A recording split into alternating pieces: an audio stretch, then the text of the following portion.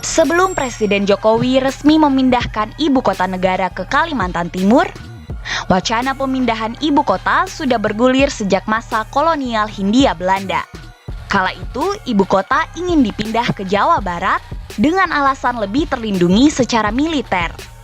Presiden Soekarno juga sempat merencanakan ibu kota pindah ke Palangkaraya, Kalimantan Tengah pada dekade 1950-an.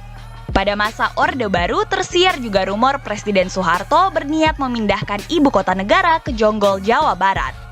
Tak ketinggalan, Presiden SBY juga pernah membuka wacana pemindahan ibu kota ke kota lain. Namun, wacana-wacana itu kemudian menguap begitu saja. Meski begitu, Indonesia sebetulnya sudah 2 kali memindahkan ibu kota di masa darurat. Pertama, ibu kota dipindah ke Yogyakarta pada 1946 karena Jakarta telah diduduki oleh Nika dan Yogyakarta dinilai punya bentang alam yang sulit dimasuki penjajah. Kedua, ibu kota dipindah ke Bukit Tinggi setelah Yogyakarta jatuh ke tangan Belanda pada 1948. Saat itu, presiden dan sejumlah petinggi negara juga ditawan dan diasingkan keluar Jawa. Sejarawan pun menyebut perpindahan ibu kota biasanya terkait dengan perubahan sistem politik dan alasan keamanan.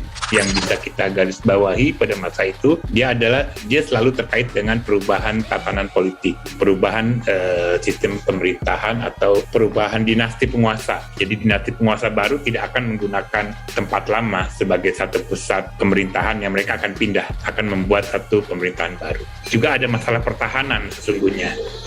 Jadi pertahanan menjadi penting. Kenapa Bandung misalnya menjadi satu pilihan, karena relatif dalam perspektif kolonial saat itu wacananya adalah dia lebih terlindungi. Kaitannya kan tahun 30-an itu menjelang Perang Dunia II ya. Ada ancaman dari luar, dia secara geografis, secara ini bisa lebih terlindungi. Kini, ibu kota negara baru telah ditunjuk dan sedang dibangun oleh Presiden Jokowi. Apa yang bisa kita pelajari soal pemindahan ibu kota negara dari catatan sejarah yang ada?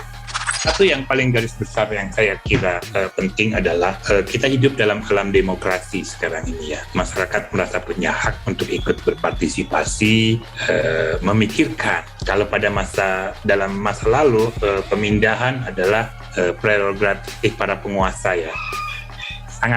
Sangat seperti itu. Masyarakat bisa berpartisipasi lebih besar dibanding sekedar penonton dalam proses ini.